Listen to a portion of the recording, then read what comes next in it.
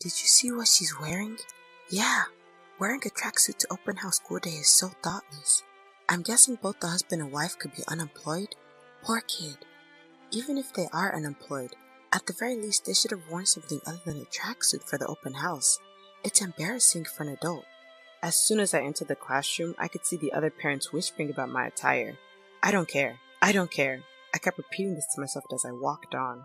Once they knew who I really was, they wouldn't have anything to say. My name is Lisa Hamilton, and I'm 39 years old. I live with my husband and daughter. Our daughter, Emily, started elementary school this September. I can't believe how fast time has flown by since Emily was just a baby. My husband and I married in our early 20s, but we were not blessed with a child for a long time. Emily is the child we were finally able to have after overcoming painful infertility treatments. Though it's quite common for women to give birth in their 30s in cities, in the area where we live, most women give birth in their 20s. I live in a place that is not my hometown, so I don't have many acquaintances. I'm significantly older than Emily's friends' mothers. Making friends of my own age in this environment was hard enough, let alone making mom friends. But as long as Emily is having fun at school, that's all that matters to me. One evening, while I was preparing dinner, Emily handed me a piece of paper. Here, I got this at school today. Mr. Adams told me to give this to either Dad or Mom. Is that so? Thanks, honey. It was a notice about the open house at school. The date was set for 3 weeks later at 2 p.m. Checking my schedule, it happened to be on my day off. I'll be coming to the open house, Emily. I'm looking forward to it. Really? Mom, yay! Emily was so happy that she was hopping around. I've tried my best to be involved in raising her, but due to my busy work schedule, I was hardly able to participate in any preschool events. This open house will be the first school event for Emily. I would love to take videos and pictures, even if it's probably against the rules. Then, I noticed a handwritten comment from the teacher at the bottom of the notice. Apparently, there are various preparations that need to be done before the open house. I pinned the notice to the corkboard and resumed cooking dinner, and before I knew it, the day of the open house had arrived. I put on the guest slippers and headed for Emily's classroom. All the other moms had perfect hair and makeup, wearing beautiful clothes. As for me, I was in a tracksuit. My hair was in a ponytail, and I didn't have any makeup on.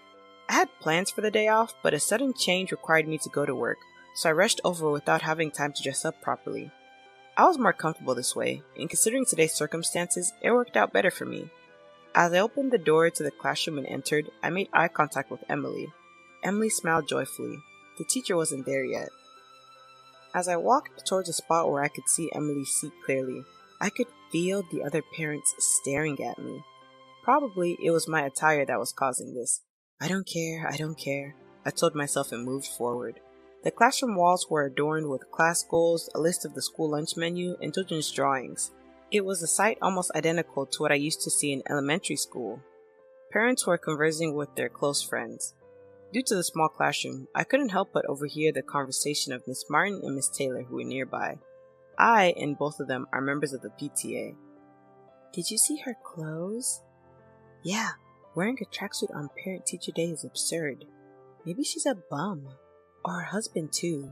I feel sorry for the kid. Even if she is a bum, she should wear something other than a tracksuit to Parent-Teacher Day. It's embarrassing for a grown adult. Miss Taylor, keep your voice down. She might hear you. Miss Martin, you're too worried. I don't care what a bum thinks about me. I didn't say anything wrong. Although their insults naturally hurt my feelings, I chose to ignore them. If I reacted here and started an argument with them, it would sour the atmosphere in the whole classroom. Above all, I didn't want Emily to see the ugly side of adults. Just a little time left until the start of the class. The class teacher, Mr. Adams, hadn't arrived yet. The bell rang, and the scattered children began to take their seats. Emily, who had been playing with her friends, also took her seat and turned around to wave at me with a smile. Seeing her smile, I felt I could persevere no matter what. At the same time as the chime for the start of class, Mr. Adams appeared. Then Miss Taylor walked through the gap between the children's desks towards Mr. Adams and said, Mr. Adams, do you have a moment before class starts? Miss Taylor, what can I do for you? It's difficult to talk about in the classroom. Can we talk in the hallway? Even though Miss Taylor and Mr. Adams went out to the hallway, their conversation was still clearly audible. Did you see that one of the parents is wearing a tracksuit? She looks like a bum. No, I was preoccupied with preparing for the lesson and just entered the classroom. That's her, standing at the back. Miss Taylor stuck her face out from the hallway, pointed at me, and continued. I understand there's no dress code for Parent-Teacher Day, but any person with common sense wouldn't choose to wear a tracksuit. It seems she has a considerable distaste for me. Mr. Adams, looking in the direction pointed out by Miss Taylor, seemed to have noticed me. Mr. Adams, are you listening to me? At any rate, as a PTA member and personally, I cannot accept a parent coming to Parent-Teacher Day in a tracksuit. Can you tell her to go home? Mr. Adams froze for a moment after looking at me, then turned pale and said, Miss Taylor, she's not a bum. She's a businesswoman with annual sales of $10 million. The words 10 million caused the children to react instantly, and the classroom began to stir. In contrast to the children, the parents remained indifferent. In fact, many of them were smirking. Mr. Adams, the teacher, glanced at me awkwardly. Mr. Adams, isn't there a mistake? The person in the sweatshirt hardly seems like a CEO making $10 million in annual sales. Miss Taylor, please believe me. She's truly a respectable businesswoman. Miss Taylor wouldn't listen and kept firing back her opinions at Mr. Adams.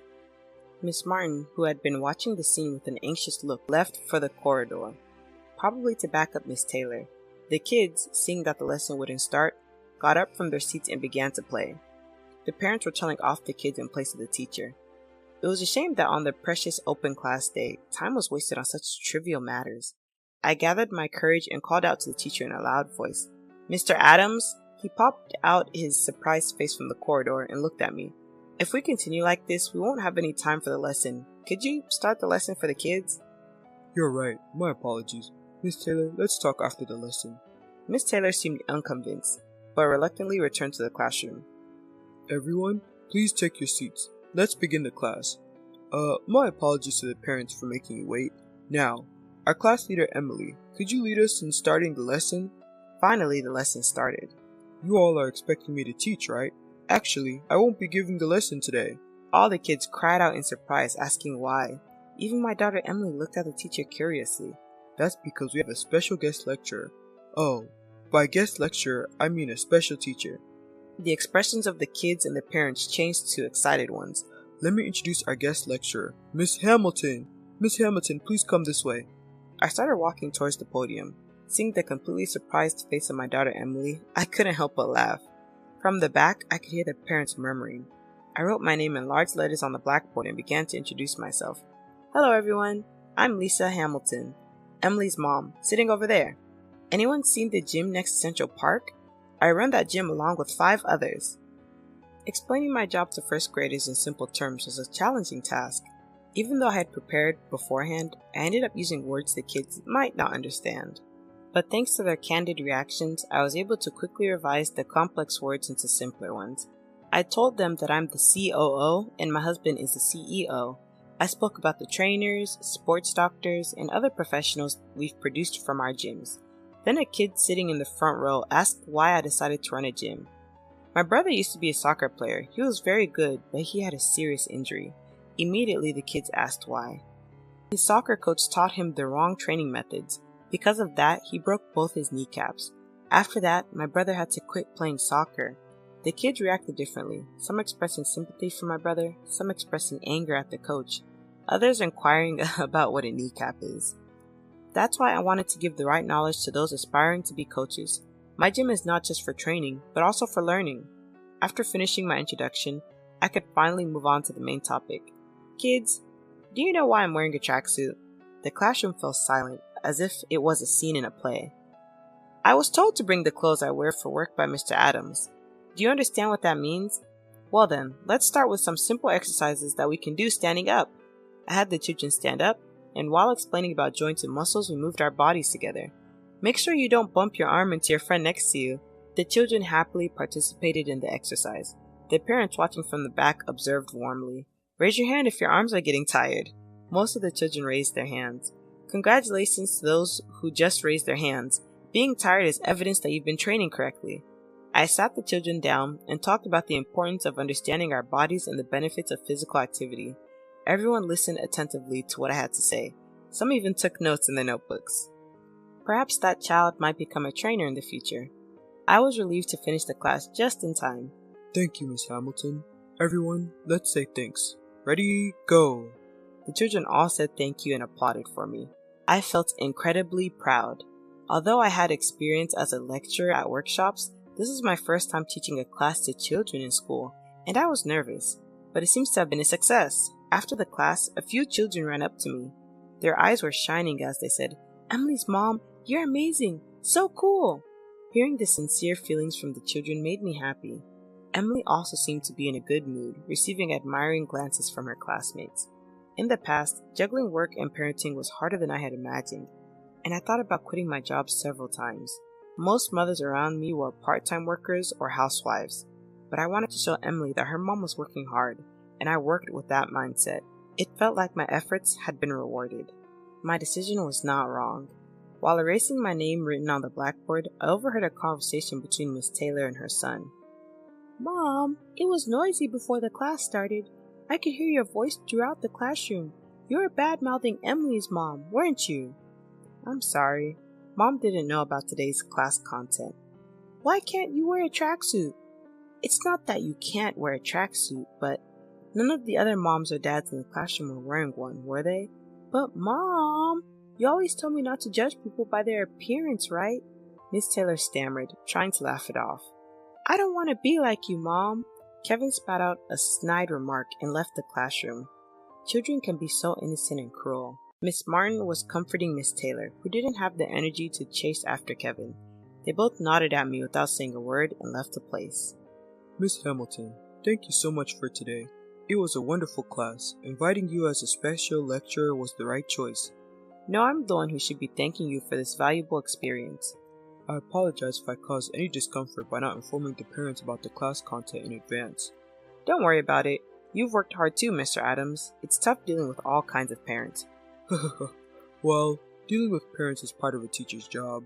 I had a little chat with Emily and then left the classroom. Near the school gate, a woman approached me. I didn't remember her at all initially, but she turned out to be the mother of a girl in Emily's class, and it seems she had been watching my lecture earlier. She was a bit excited and praised my teaching style. Coincidentally, our homes were close by, so we ended up walking home together. During our conversation, I found a surprising number of things in common with her. Believe it or not, our hobbies, favorite foods, even our hometowns were the same. We quickly hit it off and exchanged contact information before parting ways for the day. When I got home and told Emily about this, it turned out that the kids had been friends even before their moms got to know each other. Since then, our families have become close. We're planning to have a barbecue at her place next week. Apparently, she's inviting other mom friends and their families too. I might be able to make some new mom friends as well. Unable to contain my excitement, I started searching for local craft beers to bring to the barbecue on my computer when Emily tapped me on the shoulder. "What's up?" Emily just smiled without answering. "What? Why are you smiling?" Bashfully, Emily gave me the most precious words. "Mom, you're the best mom ever." "What?" Out of the blue like that? But thank you. That makes me so happy. "I love you, Mom." With her little arms, Emily gave me a tight hug. "I love you too, Emily." Holding back tears, I patted Emily's head. Thanks to Emily, I felt recharged. That night, as I thought about the upcoming barbecue next week, I fell asleep savoring the happiness of the day.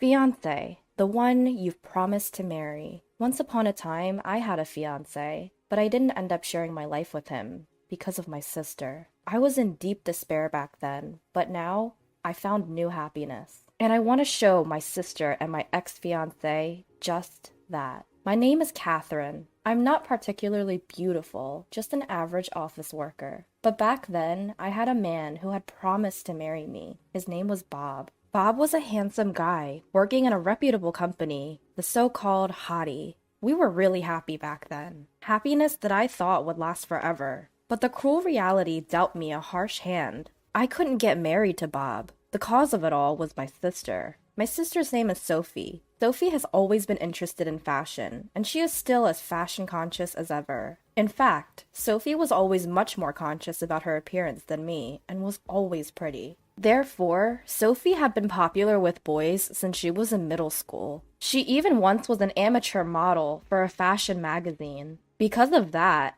Sophie dreamed of becoming a model. When I graduated from college and was working at a regular company, I was once invited to dinner by a business partner. That partner was Bob. One day, after having connected with Bob a few times and occasionally going out for meals together, something unexpected happened. That day, Bob invited me for dinner after work. Naturally, I had no reason to refuse and went out for the meal. On the way back that evening, Bob confessed his feelings for me. I was surprised at his sudden confession, but I also had feelings for him, so we ended up dating. After a year of dating, Bob proposed to me, and I was overjoyed. Of course I accepted his proposal. A few days later, Bob and I visited my parents' house to report our engagement and to greet them. My parents were, of course, thrilled. We talked about wedding plans, and I was very happy. But not everyone was pleased. That person was my younger sister, Sophie. Sophie was surprised to learn that I was getting married and was even more taken aback when she saw who I was marrying. Sophie, who was more attractive and had been asked out by various men,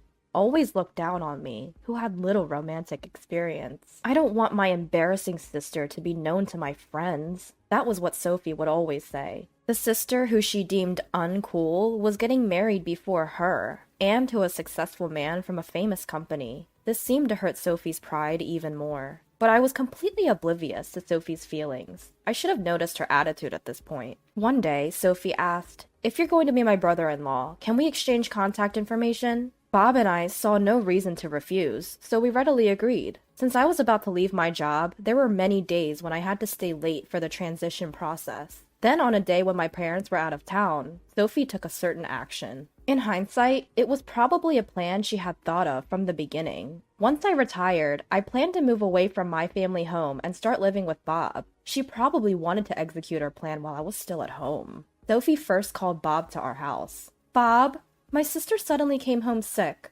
Our parents are out of town and I'm feeling uneasy being alone. Could you come over?" Sophie lied, saying that I had cut my work short due to a sudden illness. Bob, who was just about to head home from work, hurried to our house without suspecting a thing. I rushed over because I heard Catherine was ill. "Where is she?" Of course, I wasn't there. It was only natural for Bob to think so. However, Sophie confessed, "I'm sorry, Bob. I lied to you. My sister isn't sick. She's still at work." Upon hearing this, Bob didn't get angry at Sophie, but instead asked, "Why would you lie like that?" "I just really needed to talk to you, Bob," Sophie started to explain. Having wrapped up work, I reached home and was surprised. It was because Bob was there. Yet, without really questioning it, I cheerfully said, "Oh, you're here." Later, I was about to experience the most intense despair and sadness I've ever felt in my life. "Catherine, I'm sorry. I want to break up." It was sudden. I was unable to comprehend the meaning of his words immediately. "What? You're kidding, right? Break up?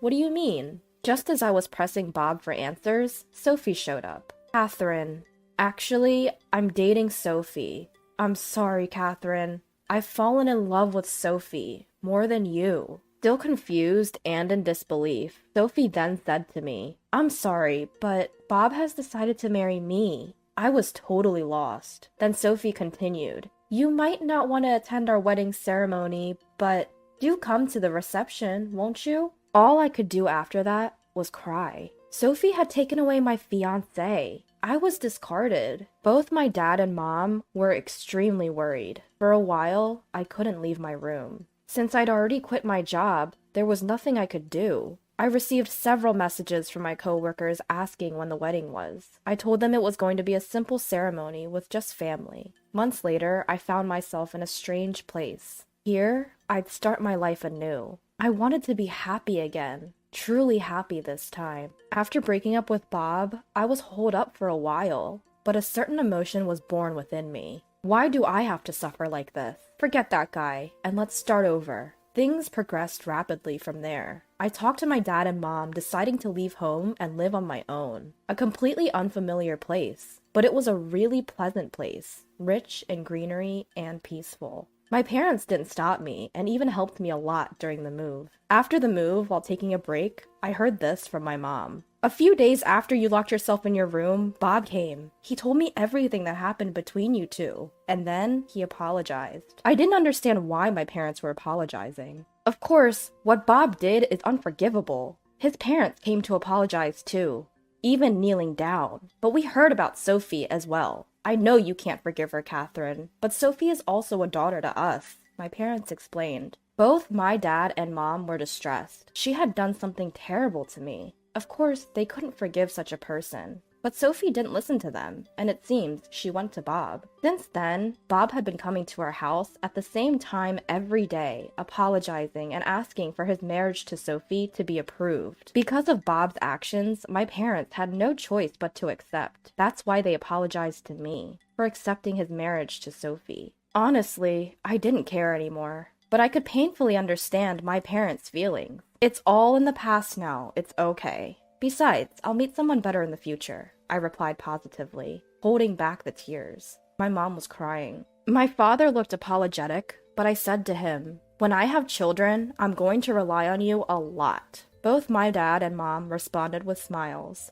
Mom was very concerned, saying, "Don't hesitate to get in touch if anything comes up." As I started getting used to my new life and had some peace of mind, I began working at a small restaurant. The staff was small in number, but the place was very bright and I really liked the friendly atmosphere everyone had. The manager was a man named Steve, who was often teased by the part-timers. Watching their banter was enjoyable and created a warm atmosphere. A few months after I started working, a fateful event that would impact my future took place. I was confessed to by Steve. It happened when he was giving me a ride home after work. To be honest, I was unsure. Steve was a really good guy. Above all, very kind. He had both the looks and the personality that would be attractive to the opposite sex, but I was still hung up on that incident. I was scared that I might be abandoned again. Steve seemed to notice my hesitation and told me that I didn't have to give an immediate answer, and he went home for the day. Things were a little awkward for a while, but thanks to the usual banter with the part-timers and Steve's kindness, I didn't fret too much. I guess my heart had already made a decision. During one break, I learned something about Steve. Turns out, Steve had been betrayed by someone he was dating and had a terrible experience at the place he worked before this restaurant. Steve and I had the same experience. We both had been betrayed by someone we loved. That day, I decided to go home with Steve so I could hear more about his story. As we were walking home, Steve shared his past. He was actually in charge of a store before he came here. But due to certain incidents, the store lost trust and ended up closing. And Steve was held responsible and lost his job. After hearing his story, I decided to tell Steve why I came to this place. After I finished, Steve said, "You did great." He said that to me, who, despite the pain, stood up and faced forward again. I was overjoyed. And I realized that this was exactly what I wanted to hear. I did my best. I was betrayed by someone I loved and went through a tough time, but I managed to bounce back. Honestly, it was very hard. And I told Steve, "You did great too." Steve was smiling, and then I gave my answer to his confession from that day. I'm a bit of a handful, but I hope you'll be patient with me. After that, the teasing from the part-timers at the restaurant increased, but they were genuinely happy. "Congrats! Wishing you happiness forever." It's too early for that line. So there will be a time eventually. I'll say it again then. You better let me say it, or else. Oh, wait. Steve was a little flustered. I was laughing. Everyone was laughing. It was pure bliss. That was a typical day until a certain point. I was proposed to for the second time in my life. Of course, I accepted the proposal. I was determined to find happiness this time, and I believed that I could be truly happy with Steve. So I headed over to my parents' house for the first time in a while. They were thrilled. I told them everything about Steve, and they said, "Please make our daughter happy." "I promise I'll make Catherine happy," he replied with firmness and confidence. We chatted for a while, then my dad hesitantly said, "Sophie and Bob are going to get married." They said an invitation might come, but I didn't need to stress over it. I wasn't bothered anyway, because I was happy too. In fact, I wanted to flaunt my happiness. When I told my parents that, they said, "If Catherine says so, Steve, we're counting on you if anything happens." A few days later, an invitation to Sophie's wedding arrived. I decided to attend, of course. I responded saying that both of us would be attending. Steve and I had only legally married because Sophie was planning her wedding. We figured it would put too much pressure on our parents and relatives if we had our weddings back to back. We had vowed to have our wedding ceremony once things had settled down. On the day of Sophie's wedding, Steve and I were heading to the venue together. We were reunited with Sophie and Bob, whom we haven't seen in a long time. Bob looked somewhat worn out. During the family introductions, I introduced Steve, saying, "This is my husband, Steve. I'm very proud of him." For some reason, Sophie was visibly surprised when I introduced Steve, which was memorable. On the other hand, I had something I desperately wanted to ask Bob. What had happened between him and Sophie on the day when neither my parents nor I were around? Initially, Bob found it hard to talk, but gradually began to share. Apparently, when Sophie called him on that day and he learned that I was suddenly ill, Bob decided to wait for me. Sophie then came in with strong liquor, saying it would be a waste not to enjoy. Bob, not a heavy drinker, had a couple of drinks and ended up getting drunk. Then, according to him, Sophie saw her chance and started to seduce him. Bob was too drunk to make sound judgments, so he gave in to her advances. Sophie was stunning. In addition, she had a great figure, so it's understandable for a regular guy to fall for her advances. Even so, Bob and I were engaged. However, Bob succumbed to the temptation, and from that point on, he started to pay attention to Sophie. Even after sharing this story, Bob kept apologizing to me, but at that moment, he seemed like such a small man to me. Honestly, I couldn't have cared less. I was just relieved to know the truth.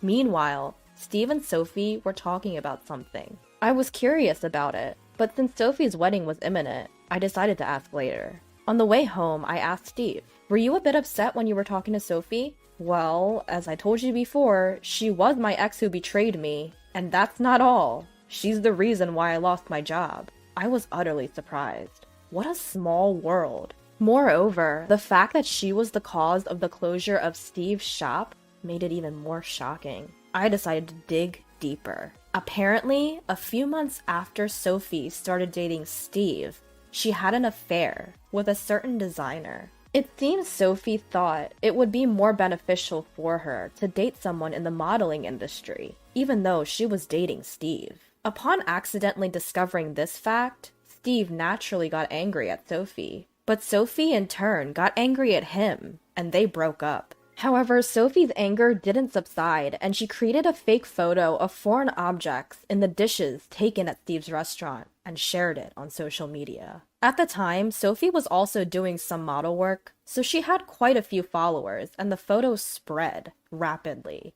It even caught the attention of Steve's boss, who had left the business to him.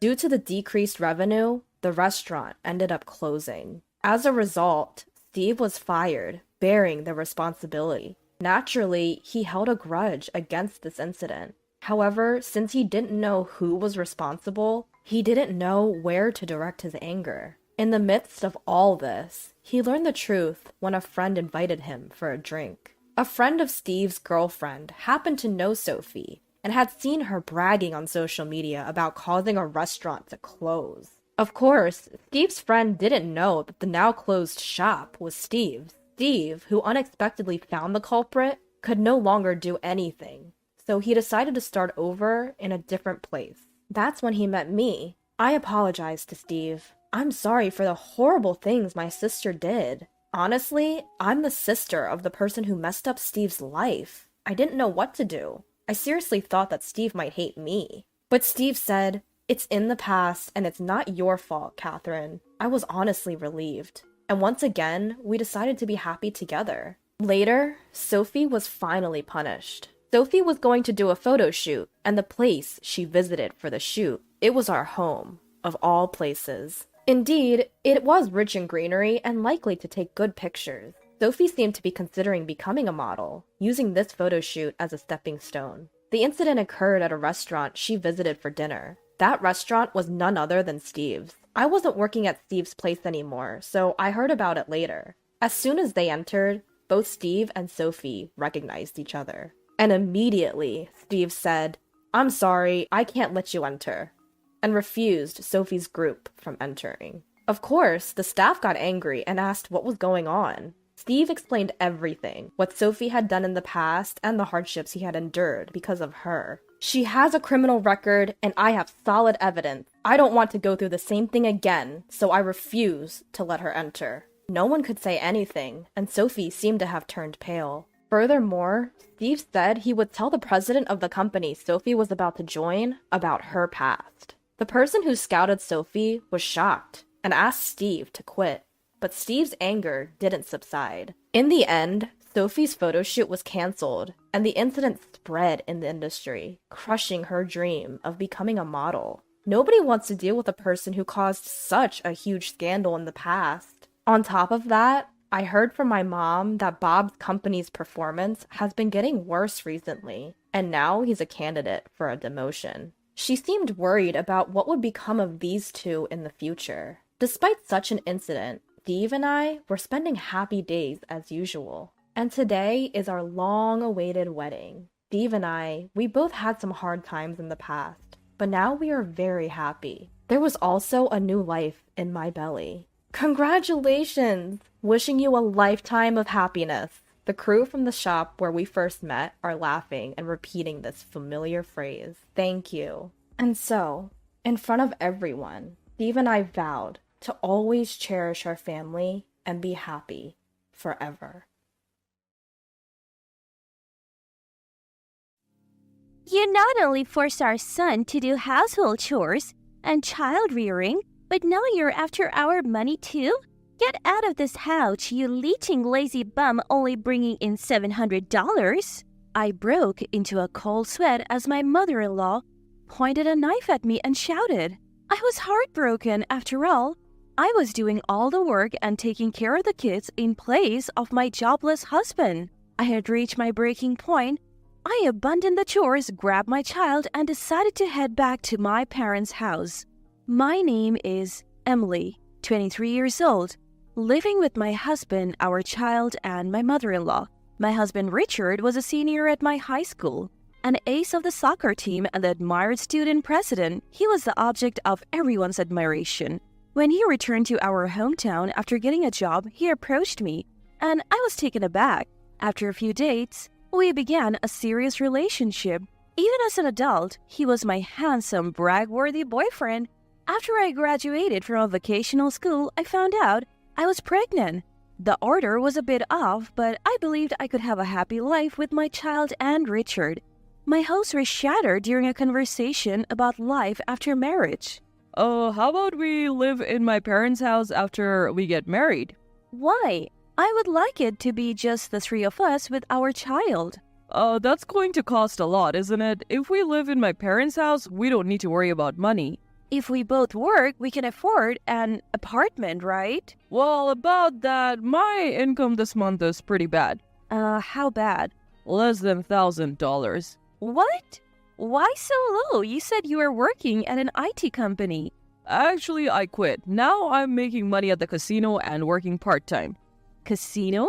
Why on earth would you do that? Apparently, he quit his job after just 1 month. If you're willing to cover all the expenses, I'm fine with living in an apartment. His detached tone made me anxious, wondering if I was the only one excited about our new life. Seeing my concern, he held both my hands tightly. It's just until I find another job. I'll make you happy, Emily. I'll do all the housework and child rearing until then. Believing in his words, we got married. We started our life in his parents' house. After safely giving birth, I resolved to work hard for my son. Both Richard and my mother-in-law seemed happy, and I was looking forward to our future life together. However, even after the birth, Richard didn't do any housework or child rearing, spending his days at the casino. Off to the casino again? What about the housework and child rearing? When I pointed out his broken promise, Richard suddenly yelled back at me. Don't you dare tell me what to do. Confused about why I was being yelled at, mother-in-law showed up having heard the commotion. What's all this noise? Oh, it's just that I'm busy with work and she's asking for help with housework and child rearing. What? That's a wife's job. Richard hadn't told mother-in-law he quit his job. He portrayed me as the worst wife, pushing housework and child rearing onto him. Mother-in-law, initially kind, started hating me after buying into Richard's story. Richard continued his part-time work and casino visits. Though he only earned about $700, he would ambitiously go to the casino, aiming to double it, but ended up losing everything. I paid most of the living expenses. Consequently, our life became tough without me working. So I started working again after leaving our son at a childcare center. Thankfully, my qualification as a dental hygienist landed me a job pretty quickly. But every day when I got home from work, I was met with my mother-in-law shouting, What time do you think it is? This isn't playtime. You're a parent, yet all you do is frolic around. Get to making dinner now. In her frustration, mother-in-law slammed the newspaper she was holding onto the floor. She had a habit of lashing out at things, sometimes going as far as smashing plates when she got really angry. My mother-in-law was the explosive type. Her attitude would shift at the slightest annoyance. The fear of not knowing what she might do next kept me submissive. But between caring for my young son, working, and doing housework every day, I was mentally and physically drained. I couldn't take it anymore, so I decided to talk to Richard again. I caught him early in the morning before he left for the casino. Listen, I am at my limit. You could help out with our kid a little, couldn't you? What? Like I said, I'm busy. I'm preparing to get a new job. You understand, right? Would you rather I stay unemployed forever? You'd be in trouble then, huh? The father of your child, jobless. If you don't like it, just do as you're told. But we are barely scraping by as it is. I am covering all our food costs with my savings, you know. Do you have any idea how much diapers cost? You say you're earning at the casino, but you never give us any money. Our living expenses were mostly covered by my money. Mother-in-law used to pay for utilities, but recently she started asking for $500 a month, so I was dipping into my savings. Even the food costs were coming out of my savings, and my money was running out fast. All I had was money saved from a part-time job I had when I was a student. Enough. The nerve of you to talk back. You have a lot of nerve to say such things after you moved into my house. Richard was usually very kind. However, when it came to money or casino-related issues, his attitude changed drastically. Hearing Richard's shouting, mother-in-law entered the room. What now? Is your wife complaining again?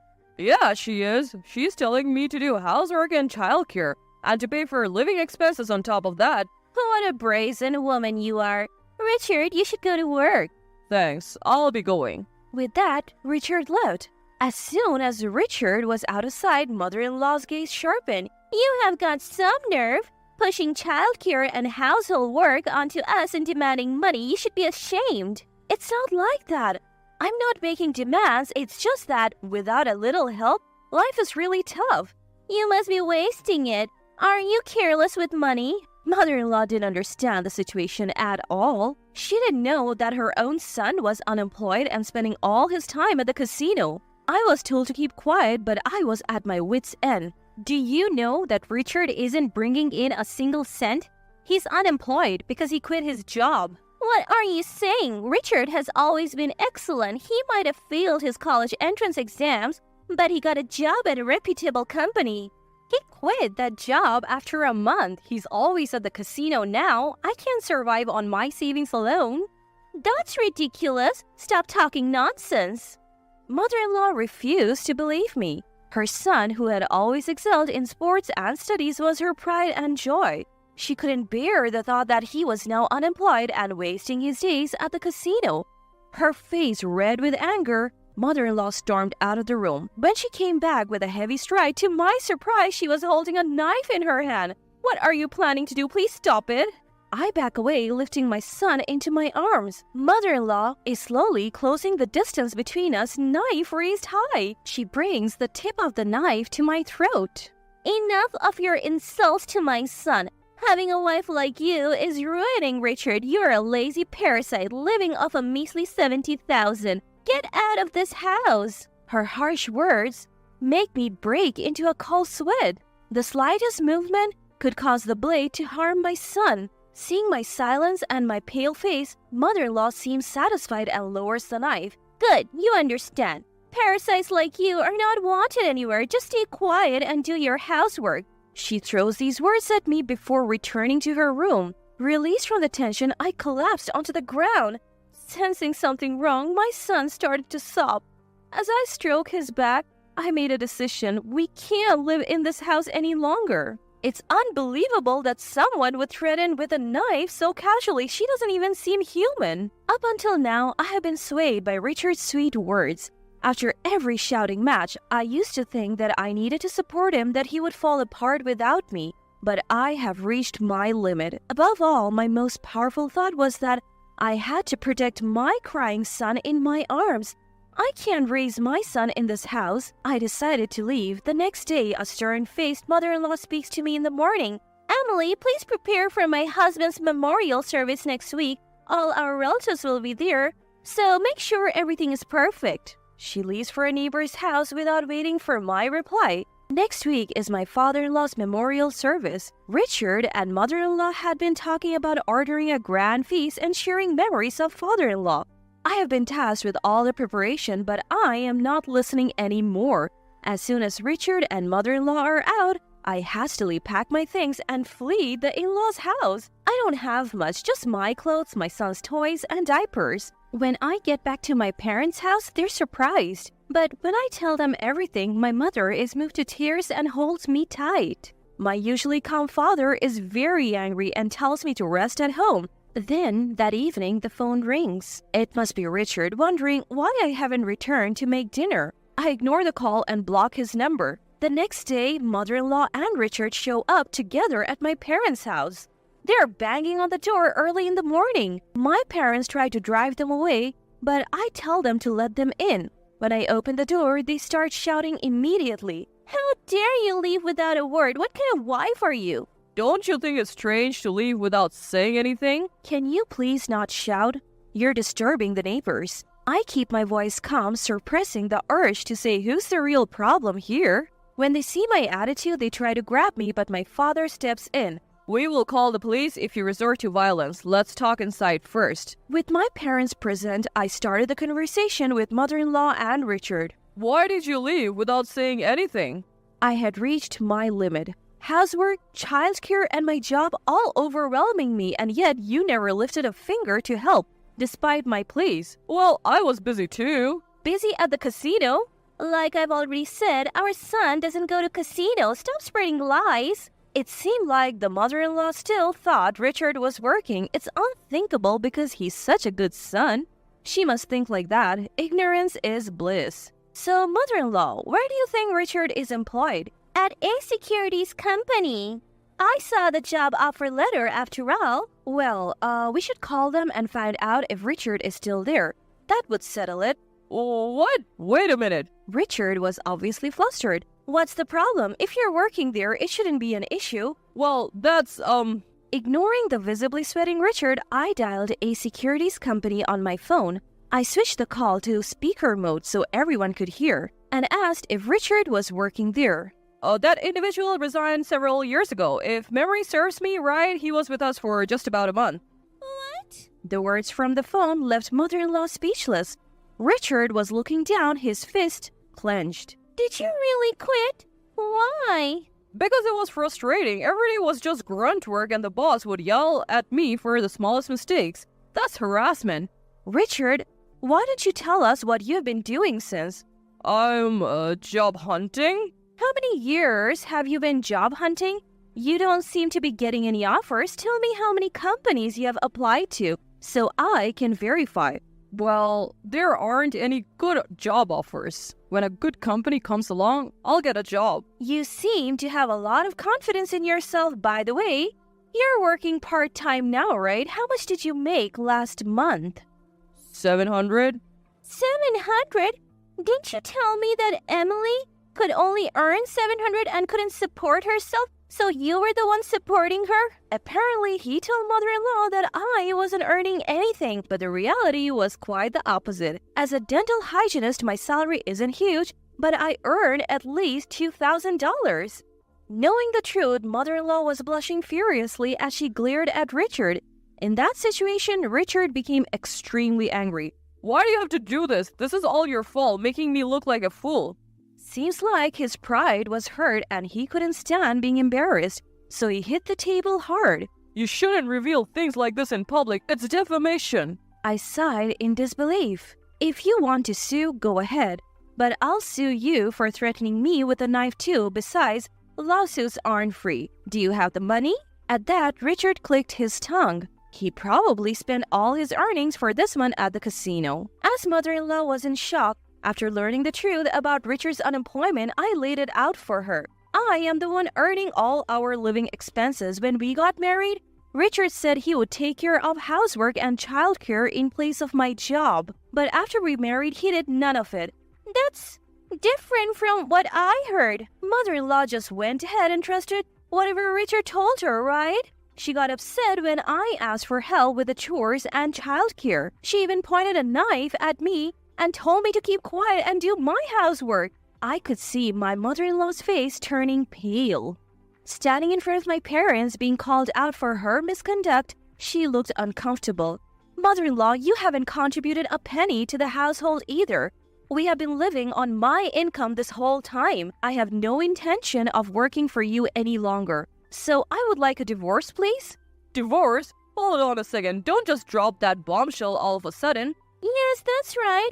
I'll help out too. So please come back. No, thank you.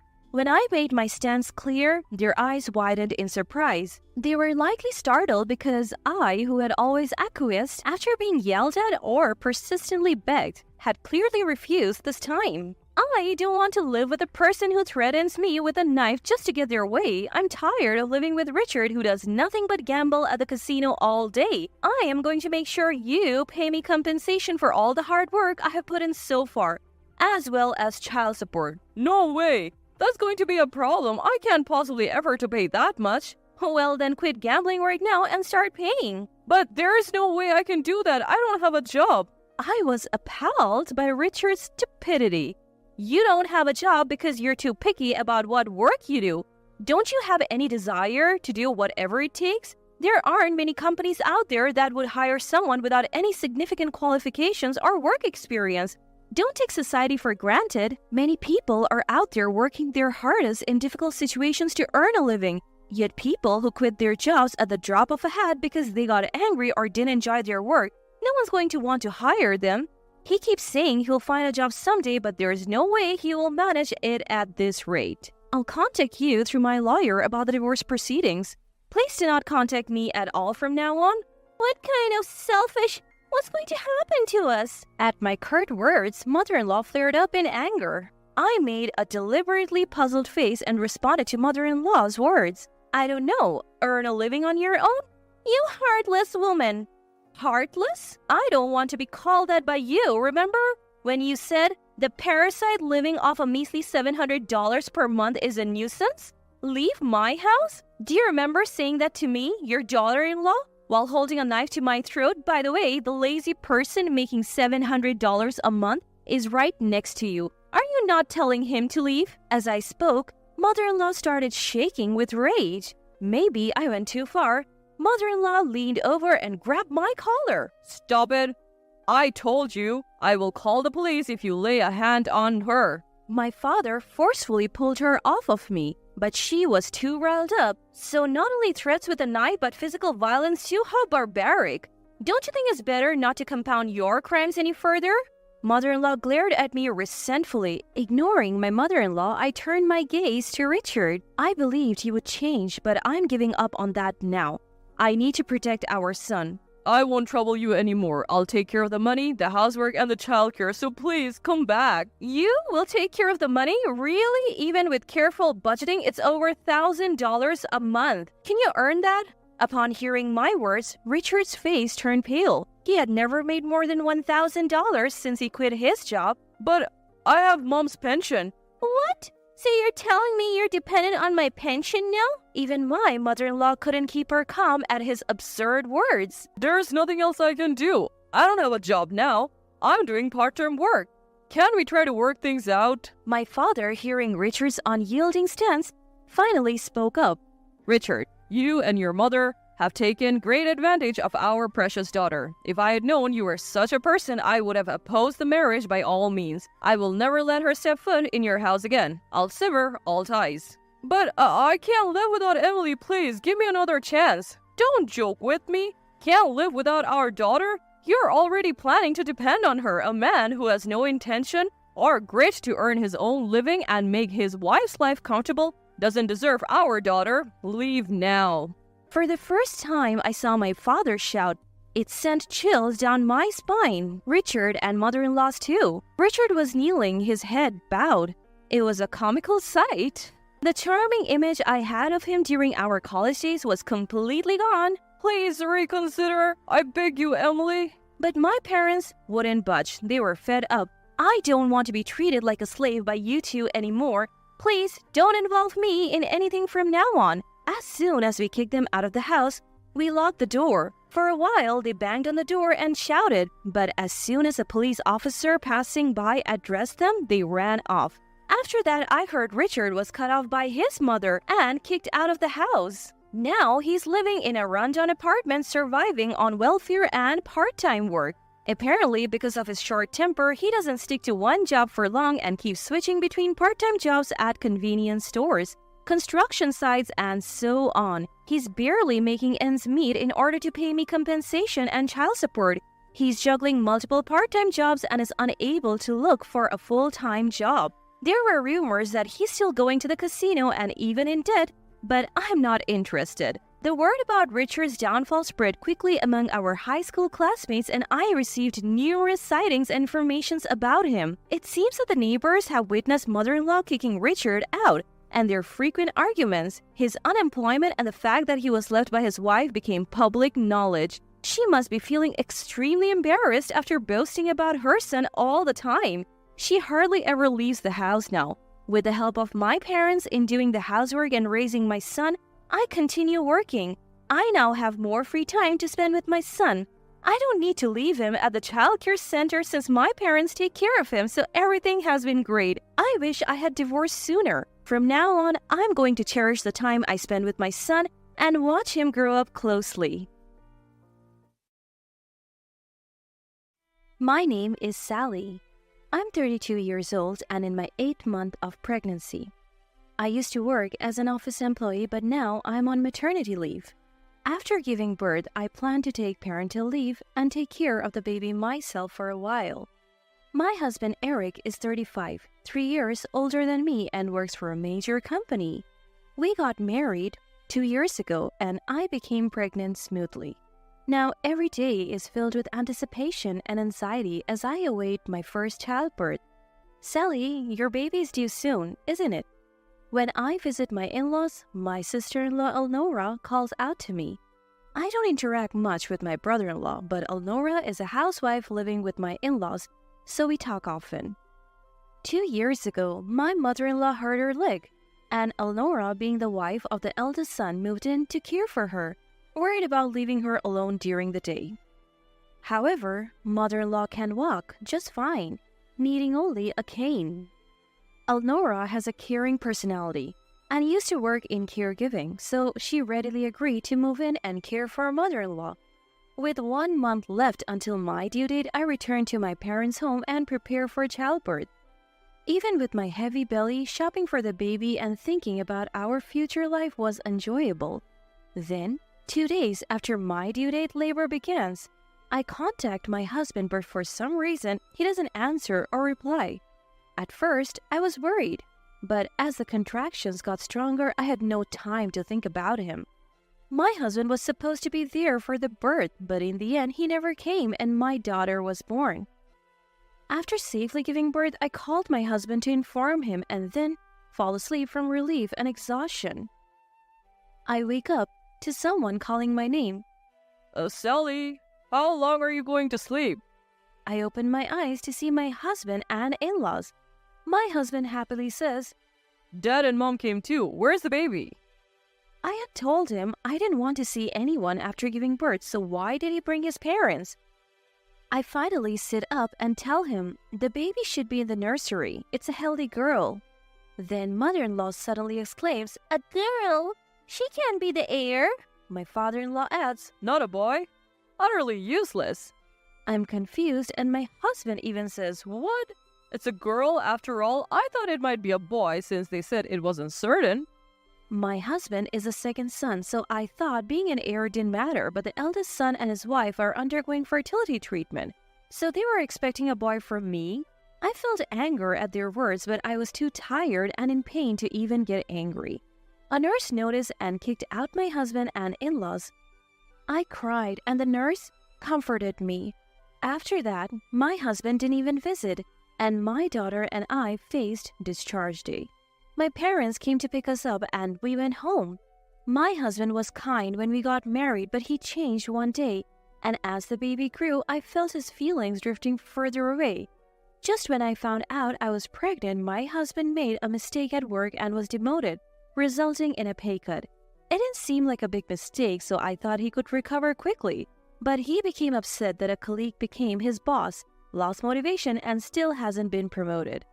I hoped that having the baby might change him, but now I wonder what will happen.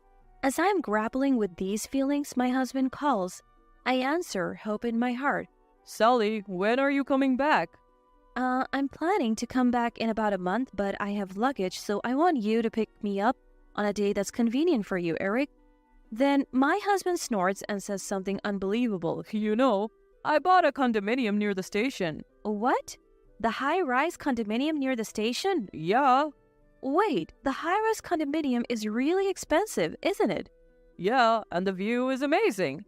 Unbelievably, my husband tells me that while I was at my parents' house, he bought a luxury high-rise condominium, moved out of our old one, and has already moved in. What do you mean? We don't have that kind of money, do we? Unfazed by my panic, my husband says, I used the money from selling the family home as a down payment. What? He sold a family home? What about his parents, his brother, and his wife? Ignoring my confusion, my husband laughed and said, From now on, we'll live with mom and dad. What? Dad? Mom? I can't keep up with his sudden words. Who are mom and dad? His parents? They're already grandparents and he's calling them mom and dad? As I'm speechless, my husband continues. After all, you're not working. You were just lying around at home, so I don't need you. That was only when I was bedridden with severe morning sickness or abdominal pain, not always. Rather, since I went on maternity leave, I've been doing all the housework we used to share. He didn't have to say it like that. As I'm thinking this, my husband says something even worse. Get out, you housewife parasite. The child wasn't a boy, and my brother's undergoing fertility treatment, so I'm being counted on. So I'll remarry a woman who can bear an heir. Mom and dad said they don't need a childless couple, and my sisters wanted to live separately. That's when this high-rise condominium was on sale. Your stuff is in a rental storage, so go get it sometime. Well, anyway, we're getting a divorce. With that, he hung up unilaterally. I'm stunned. I have lost my place to go home?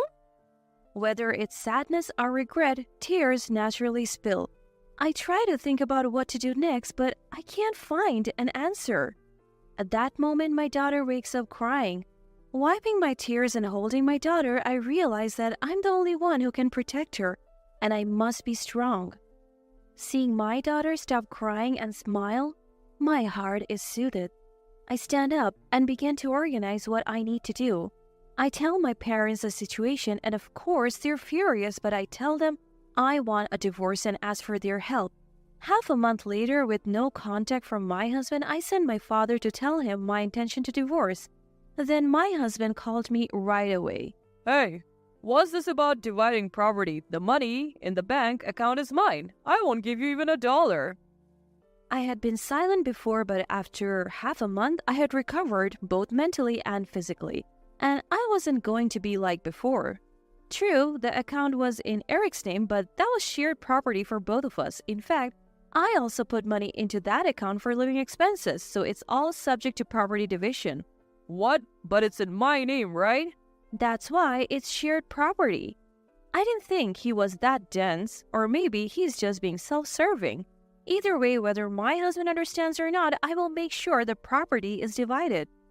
Even if you don't agree, we will divide the property properly. Besides, you're the one who said you wanted a divorce, right? I want to divorce someone like you, so just sign the divorce papers, okay? How dare you talk to your husband like that after I've supported you all this time? Fine, I'll divorce you. I'll write it right now. Just wait. I deliberately angered my husband to get him to write the divorce papers, and this strategy seemed to be a great success.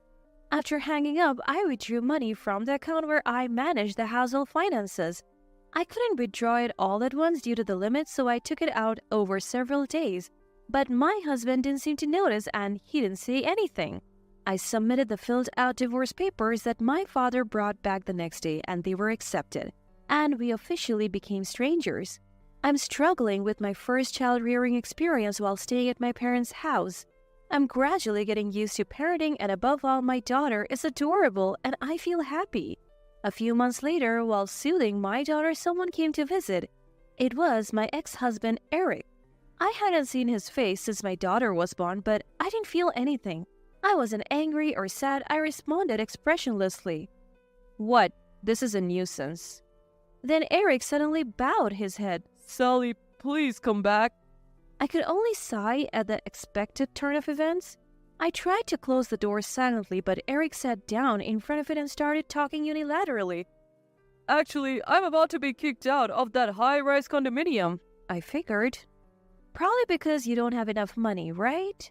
The savings should have been more, but they're gone. Dad quit his job and Mom is bragging to her friends about living in a high-rise condominium and always throwing parties. I couldn't help but burst out laughing at that point. There's no way Eric's income alone would get a loan, so probably father-in-law's income was considered too. If he quits, of course, they won't be able to pay. Dad and Mom, huh? I can only laugh.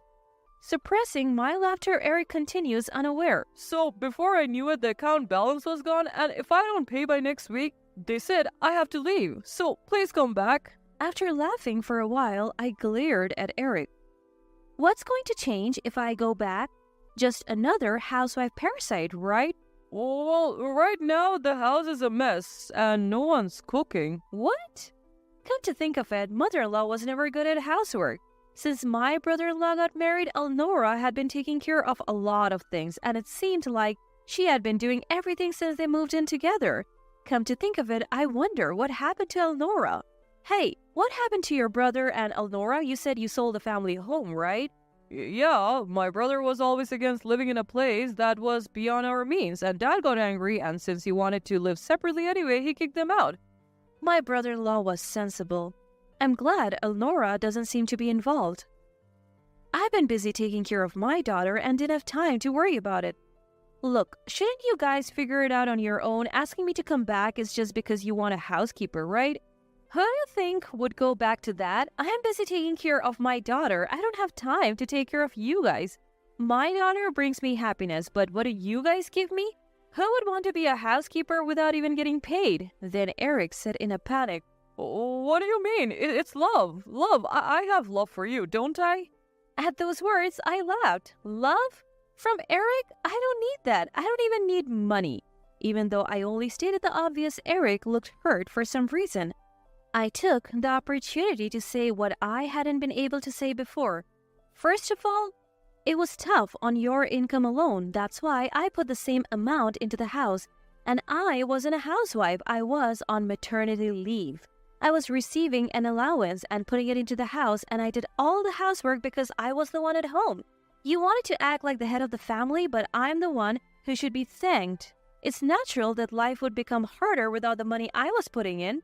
And this is what happens when you make a stupid purchase like a high-rise condominium. Then Eric looked genuinely surprised as if he didn't understand.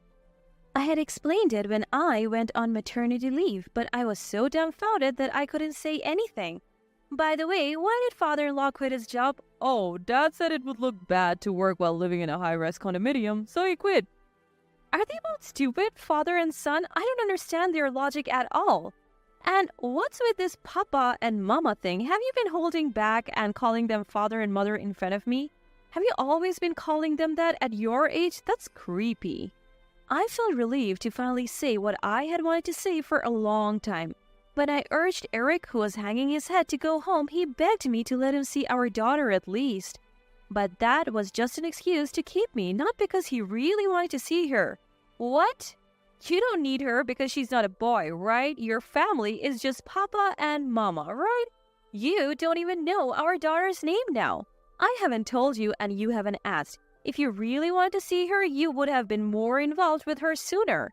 After I said that and closed the front door, Eric slowly walked away. A few days later, I received a call from Elnora for the first time in a while. I'm sorry, I couldn't get in touch. A lot has been going on. Elnora said she didn't know the address of my parents' house and couldn't send a birth celebration gift, so she arranged to come over to our place. My brother-in-law came along and bowed his head to me and my parents, apologizing for his family's behavior, but he was not at fault at all. According to what I heard, they were kicked out of the high-rise condominium and only the loan remained. They tried to get close to my brother-in-law and his wife, but they were refused any further involvement, and in the end, they're living in an old apartment building that's about 50 years old. Father-in-law has found a new job, but the salary is much lower than before, and mother-in-law has never worked, so she doesn't even have a part-time job. Apparently, they often argue loudly, and the voices of their quarrels calling each other Papa and Mama have become the talk of the neighborhood. My daughter is growing rapidly, and she will soon celebrate her first birthday. Her safe growth is my greatest happiness. I'm looking forward to her continued growth in the future. My name is Cassie. I'm 35 years old. I married Wilfred 5 years ago. We initially wanted to have kids and even went through preconception care, but it just didn't happen. It was emotionally and physically draining, so we decided to give up on having children. I still love kids, and sometimes when I see a baby, I think, I wish we could have had one. But life with just Wilfred is peaceful, and I've come to appreciate that.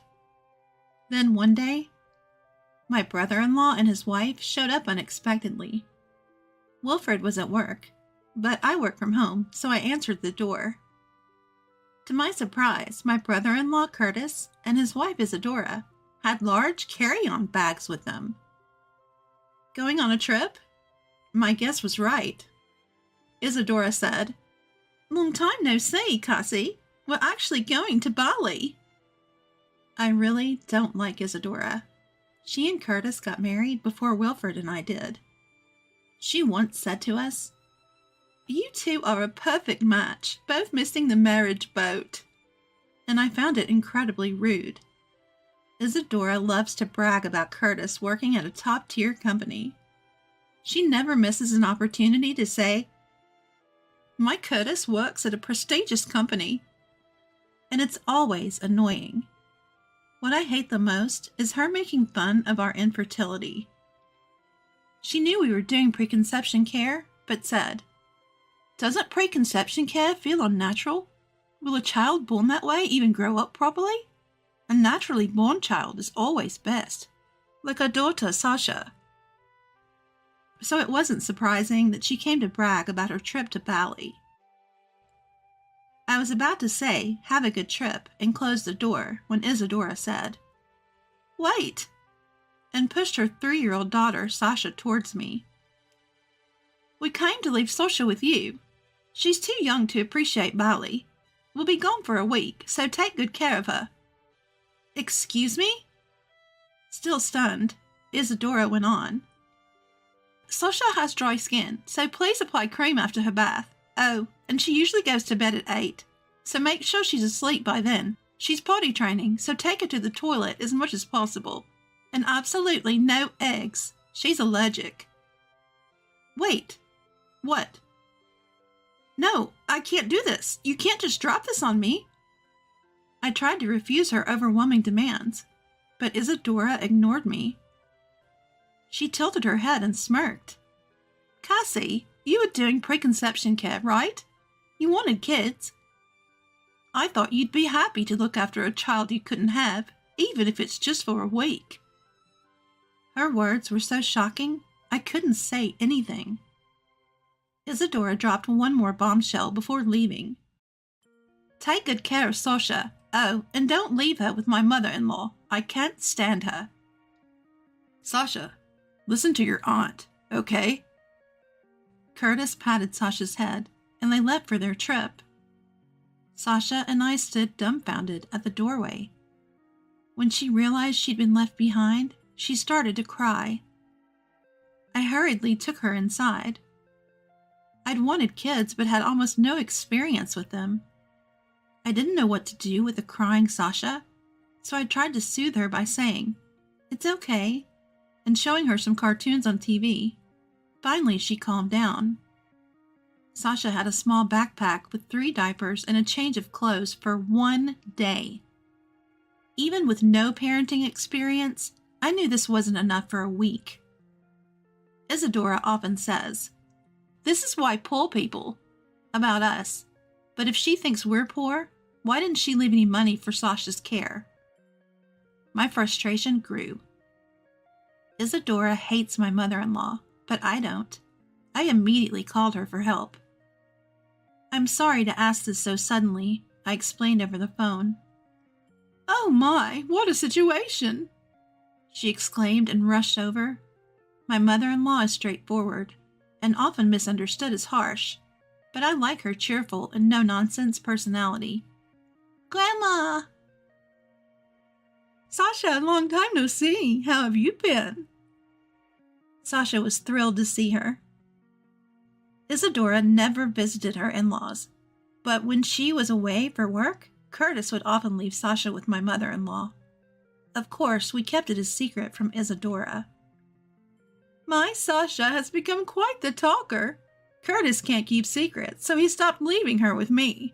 It's nice to see Sasha after so long," said my mother-in-law, genuinely happy. Sasha seemed happy too. So when my mother-in-law asked if she could take her, I said, "Please do." That night, Wilfred came home. When I told him what happened, he was furious. "Isadora knew we wanted kids, and still said that? You handled it well, Cassie. I would have lost my temper," he said, making me feel a bit better. A week later, a tanned Curtis and Isadora came to pick up Sasha. Wilfred had taken the day off, so we both confronted them. When we told them we'd left Sasha with my mother-in-law, Isadora's face twisted in anger. "I told you not to leave her with my mother-in-law. I hate her. Sasha likes her for some reason, and it bothers me." "Isadora, could you not openly say you hate someone's mother? It's rude," Wilfred calmly replied. Isadora glared at me. "I left Sasha with you out of goodwill. You both wanted kids, so I thought you should experience what it's like. It's not all fun and games, and you trampled on my goodwill by not even listening to my simple request. That's low." Her audacity left me cold. I snapped. People probably got mad at this. I confronted Isadora with the words that came to my mind, which had become strangely calm. "The ones who are low are you and Curtis." "What? Why didn't you take Sasha on your trip? You say she's too young to appreciate ballet, but you just didn't want the hassle. And leaving her for a week with only 3 diapers and 1 change of clothes, what's that about?" "Well, would you normally leave your egg-allergic child with someone else, even a relative? Allergies can be life-threatening. And Sasha cried when you left. Did you even consider how she'd feel being abandoned for a week?" Isadora and Curtis were speechless. Finally, Isadora forced out some words. "But I left Sasha with you out of goodwill, Cassie. You work from home. You have time. We're family. You could help a little with childcare. Or is it because you're poor and you didn't get paid for babysitting?" As I sighed at Isadora's relentless need to belittle me, Wilfred, standing next to me, spoke up. "Listen, Isadora, you keep calling us poor, but I think we earn more than you do. I work for a top international company, and Cassie makes twice as much as Curtis." As he said this, he pointed to a character merchandise displayed in our entryway. "Recognize this character? Cassie designed it." "What?" Isadora and Curtis looked stunned, and for good reason. I'd never told them, not wanting to brag. But I was the designer of a character everyone knows. Designing its illustrations and merchandise is my main job, but I also illustrate children's books and create corporate mascots. I'm far from idle at home. I had no idea Cassie was such an amazing illustrator. "Hey, Cassie, give me an autograph. I want to show off at work." I couldn't hide my disdain as Curtis stepped forward. ignoring his stunned wife, and asked for an autograph. No. I refused, but he kept begging. Come on, please. Just then, my mother-in-law walked up from behind Isadora and Curtis. Ah, Mom. Wilfred noticed her, and Isadora quickly turned around. Isabella told her mother-in-law to bite. Mother-in-law, thank you for taking care of Sasha. We'll take her back now. No, I'll keep Sasha for a while longer. What? What are you talking about, Mom? Isadora and Curtis half smiled, thinking my mother-in-law was joking, but she was serious. Have you been feeding Sasha properly? My mother-in-law had been concerned that Sasha was smaller than other kids her age. After cooking for her every day, being mindful of her egg allergy, Sasha had said, Mom and Dad never cook. It seems that Isadora and Curtis found it too much of a hassle to prepare meals for their 2-year-old daughter Sasha, who has an egg allergy, so they've been giving her store-bought baby food. You can't blame anyone for calling this neglect. I've reported you to Child Protective Services. I've also offered to take care of Sasha for a while, so you two should go home, said the mother-in-law, who had worked as a public health nurse for many years and was very knowledgeable about child development. Although she had always been suspicious, she had turned a blind eye, thinking it was wrong to doubt her own son and his wife. But after spending a week together, she decided that she couldn't ignore the situation any longer. After a heated argument at the front door, Isadora and Curtis retreated, unable to withstand the mother-in-law's forcefulness. I'm sorry for causing such a scene. Don't worry, I'll take care of Sasha, she said before leaving. Within a month of this big commotion, Curtis showed up unannounced at our house. Apparently, his affair had been discovered. He had lied about going on a business trip abroad and was caught meeting his mistress. Isadora kicked him out. Initially, he went to his parents' house, but since Sasha was there, his father-in-law kicked him out, and he had no choice but to come to our place. Of course, we have no obligation to hide Curtis at our house, so Wilfred and I flatly refused. We have no obligation to harbor you. Why don't you find a hotel? We told him. And he left, shoulders slumped. In the end, Isadora and Curtis divorced. Curtis gained sole custody and moved back in with his parents after apologizing. I've heard from my mother-in-law that he's working hard to be a good dad to Sasha now, I learned. Isadora, who had not been properly raising Sasha, lost custody and broke down crying during the negotiations. She quit her job and returned to her parents' home in the countryside. It was pitiful to see Isadora, who had always acted so superior, end up broken and retreating to the countryside. Auntie, did you come to play again today? Yeah, what should we play today? Let's play house. You be the baby, and Sasha would be the mom. Sure. I started visiting my in-laws to play with Sasha during my work breaks. Both my in-laws and Curtis, who works during the day, are grateful for it. I really appreciate you being so good to Sasha, Curtis told me recently. But even without their gratitude, I'm just happy to be friends with Sasha. When she lived with Isadora and Curtis, she often had a doll-like expression. But now she shows a lively, childlike smile. And above all, I love my picture books. And she absolutely loved the picture books I bring from work, which boosts my motivation even more.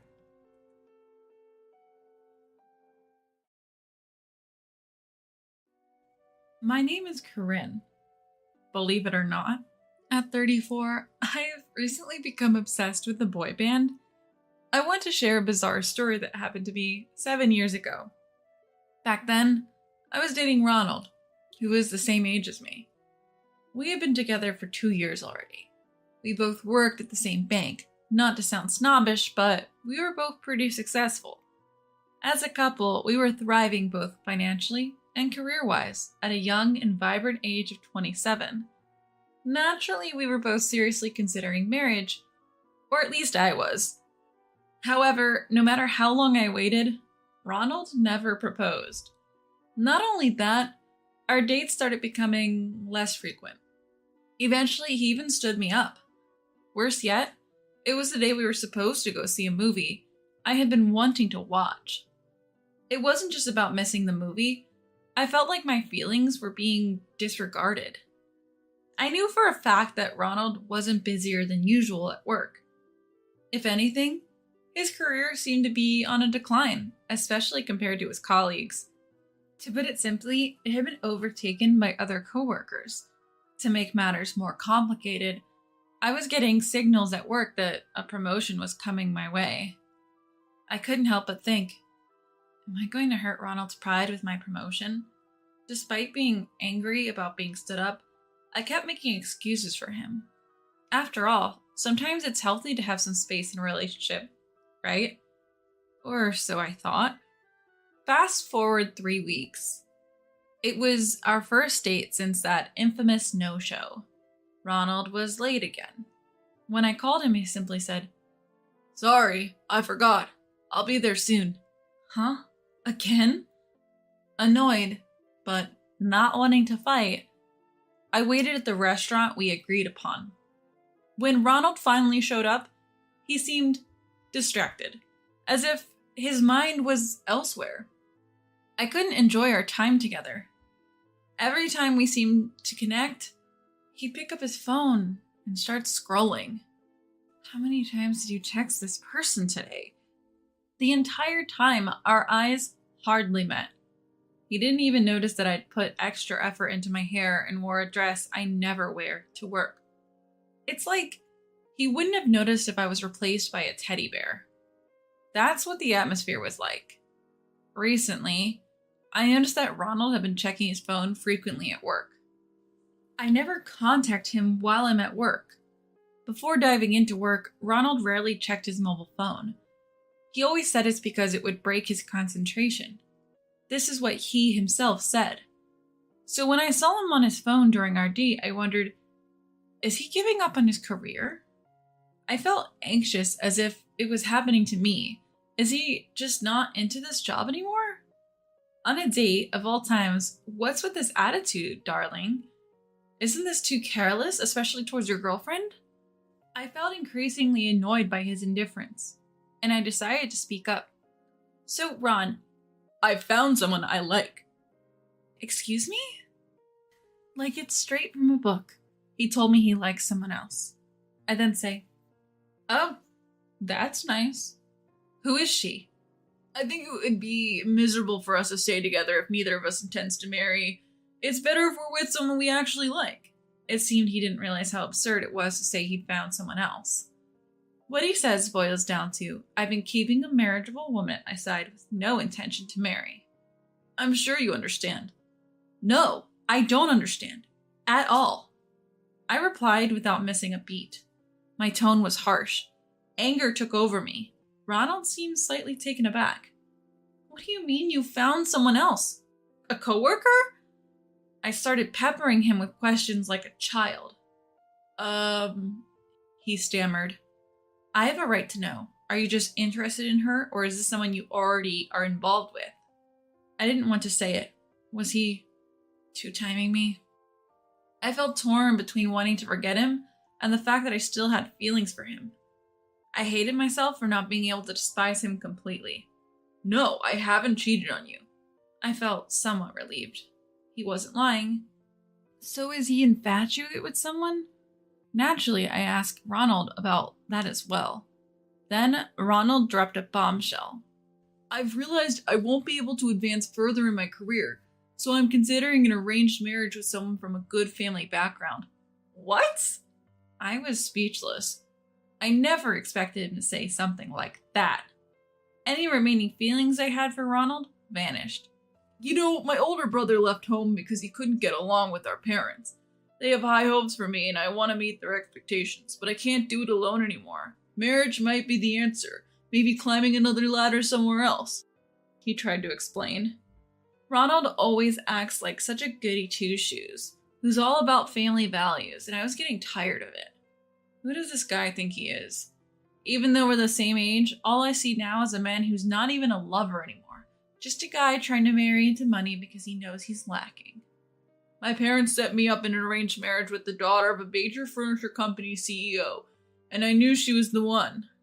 That's gotta be the shallowest "she's the one" I've ever heard. He's only after her family's wealth, isn't he? What happened to love? So you're not in love with a person, but a wallet? My gaze toward Ronald grows icier by the second. Ronald seems to notice, looking increasingly uncomfortable.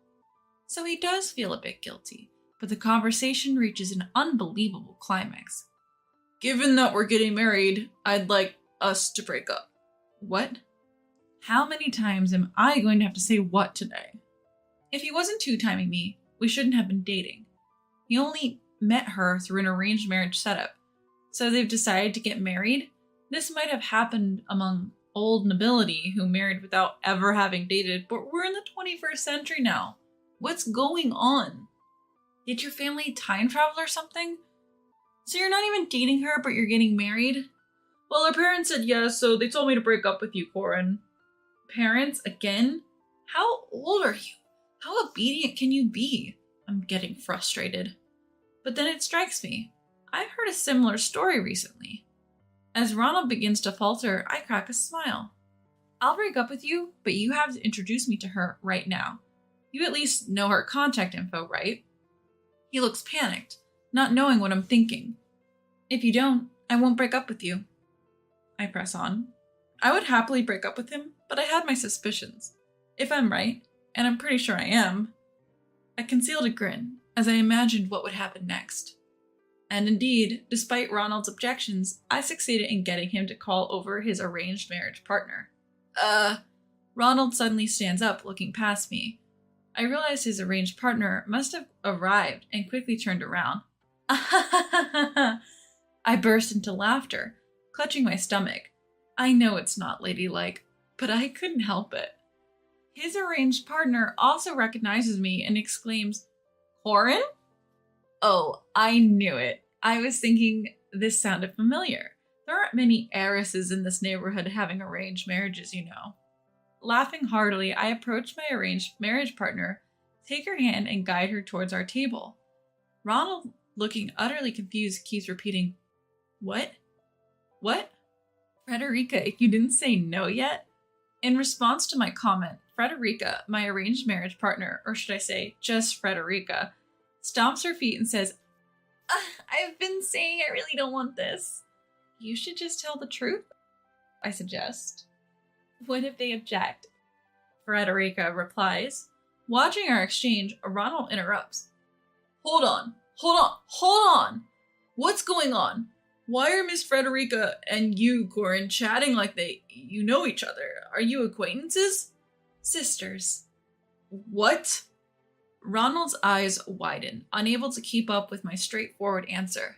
Look, Frederica is my fraternal twin sister. You are proposing to my sister. What? But you have different last names. Stop lying. Ronald starts to get heated, and I playfully calm him down, saying, Whoa. No point in lying about this. Just chill. I am chill, but you have different last names, and you don't even look alike. Or do you? Apparently, he's starting to see the resemblance. He keeps comparing our faces. I don't blame him. Most people have the same reaction when they see us sisters. Not all twins look like copies of each other, you know. There are many twins who don't look alike. There was a time when I mentioned our parents got divorced when I was in high school. I never talked about having a sister. Mom took me and Dad took Frederica. That's why we have different last names. No way, such a story.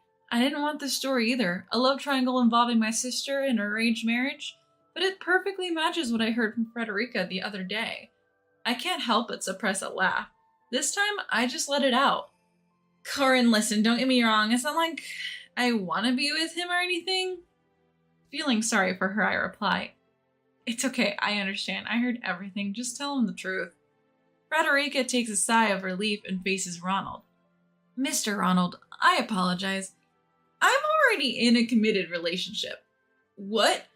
Ronald's mouth stays open as if it's broken. He just repeats, what? Losing all vocabulary. I hadn't settled on a marriage yet, so I didn't tell Dad. Then this arranged marriage happened. I'm really sorry, Ronald. I can't be with you. Despite being an heiress, Frederica, who isn't the brightest bulb, rejects Ronald with very straightforward language. I burst into laughter, holding my stomach while Ronald stands there in disbelief. Impossible. Impossible. Confused Ronald and a relieved yet hesitant Frederica make quite the picture. Miss Frederica, could you consider? Sorry, I can't do it. I came to tell you that today. Frederica apologizes, yet the word can't comes out with undeniable force. Ronald freezes, eyes wide, as if he's lost his soul. His expression is so funny, it's painful to look at. Stomach and throat hurt from trying not to laugh. Can you at least tell me why you can't? Ronald persists, wanting a reason despite the blunt can't. It's clear that his motivation has nothing to do with affection for Frederica. I feel contempt more than disbelief at his obvious desire for Frederica's wealth. Probably because everything about you is a no-go, Frederica's boyfriend is a successful entrepreneur, a CEO of an IT company. She's not going to choose a man like you who's looking to marry up.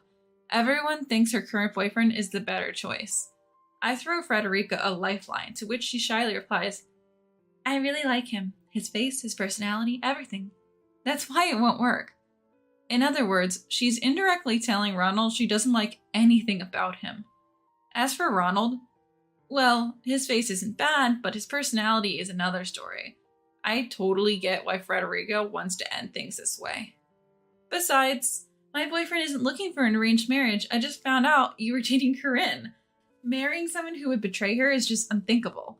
The sharpest no Frederica has ever delivered. I almost applaud. Corinne, can I go? I have plans with him. Frederica says. Yeah, sure. Take care. I reply. Ronald tries to stop her, but Frederica firmly apologizes and leaves. All right, I'm leaving too. Take care, I say to Ronald, but he doesn't react. Maybe he's too shocked to be interesting anymore? Listen, one last thing. My mom originally had an arranged marriage with my dad. Know what that means? Finally, Ronald meets my eyes, looking confused. It means my mom's family was prestigious enough to arrange a marriage with a CEO like my dad. My mom is now the CEO of a company allied with Dad's. Yes, our parents married to strengthen their company's alliances. Mom was the second daughter. She wasn't supposed to be a CEO, but the eldest son's health issues and the company's poor performance changed that. And this happened 6 months ago. Ronald didn't know because I felt it was irrelevant to us. What? Then you are... Facing a pale Ronald, I flash a peace sign and smile. Yep, I'm the heiress you were after. Bye now. Just as I'm about to leave. Wait, I was wrong. I realized you're the one for me after all. Ronald blocks my way, clutching the hem of my dress. The apology feels cheap. Listen, I'm not some cheap woman who'll marry anyone with money. I don't want a man who's less competent than me and aiming to marry up. No, thank you. I angrily yelled, Don't you ever touch me again, and shrugged off the hem of my skirt he had grabbed. I heard Ronald sobbing from behind me saying, It wasn't supposed to be like this. But I didn't turn back. Later, I spread the story at work in a lighthearted manner. One colleague praised me. Go, Corinne! While another encouraged me. You did the right thing breaking up. I can introduce you to someone nice. As my reputation soared, Ronald's image and standing plummeted beyond repair. He lost the trust of our boss, and his career prospects took a nosedive. The gossip even reached other branches where Ronald's classmates worked, making matters worse. Since Ronald brought this upon himself, no one took his side, no matter how much he was bad-mouthed. Before I knew it, the rumor evolved. He proposed to triplets and tried to marry them all. What a loser! In reality, they were twins, and the proposal was a bit of a stretch. But the guy was a jerk regardless, so I didn't bother to correct the rumor.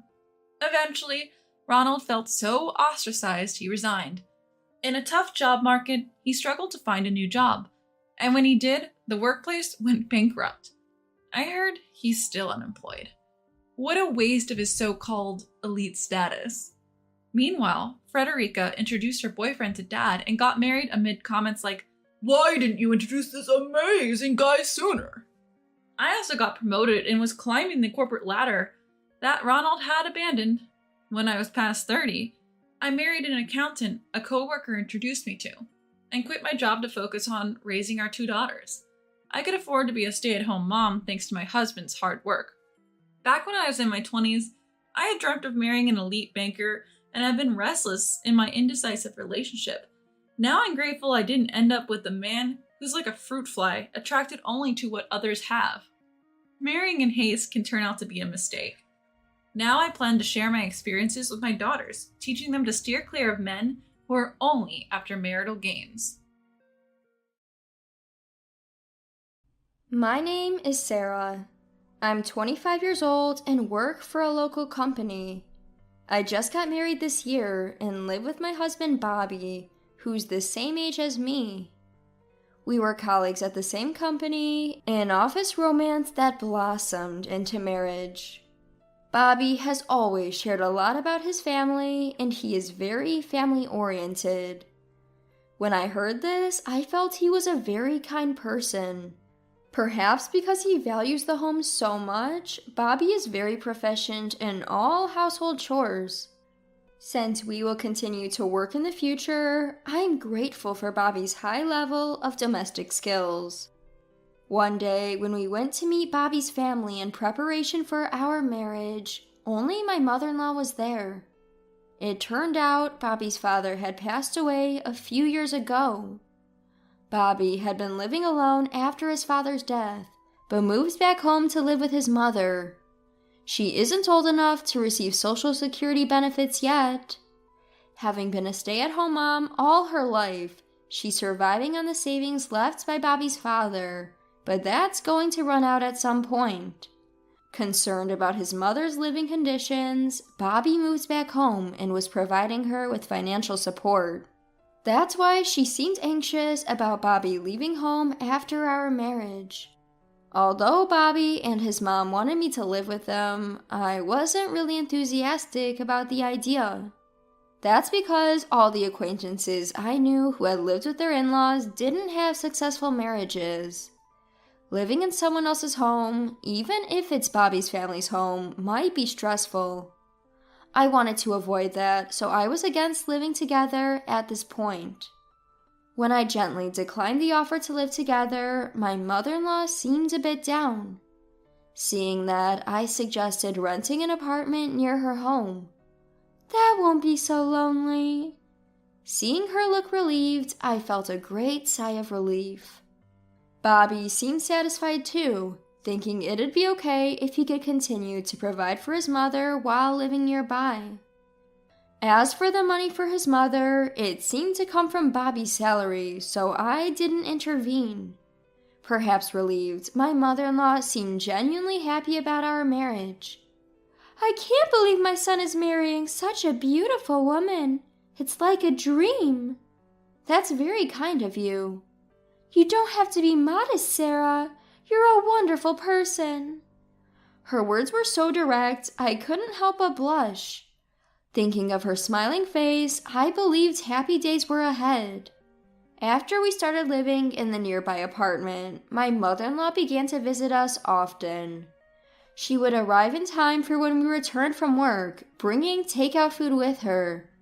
She'd come over for dinner 3 or 4 times a week, so we spent half the week eating dinner with her.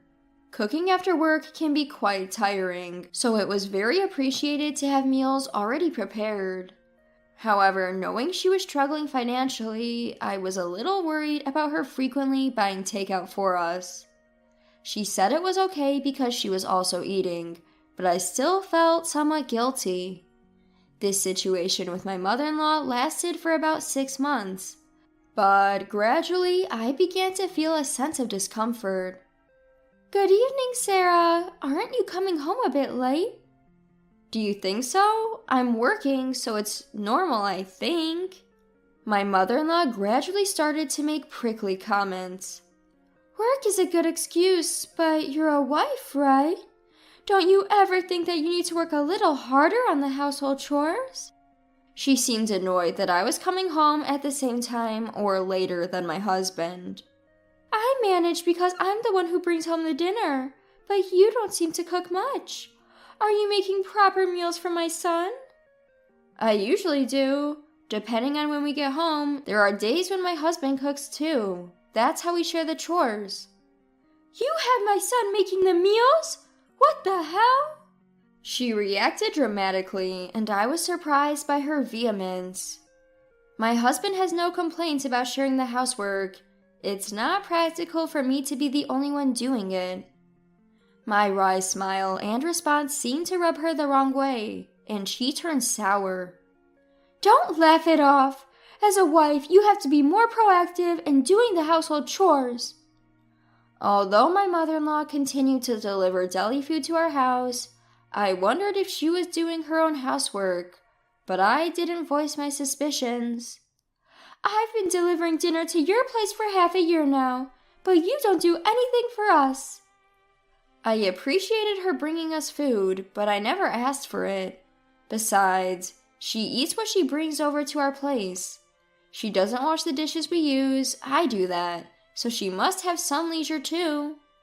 I thought she was being kind by doing this, but that wasn't the case. She was trying to find a reason to have me do the housework at her place.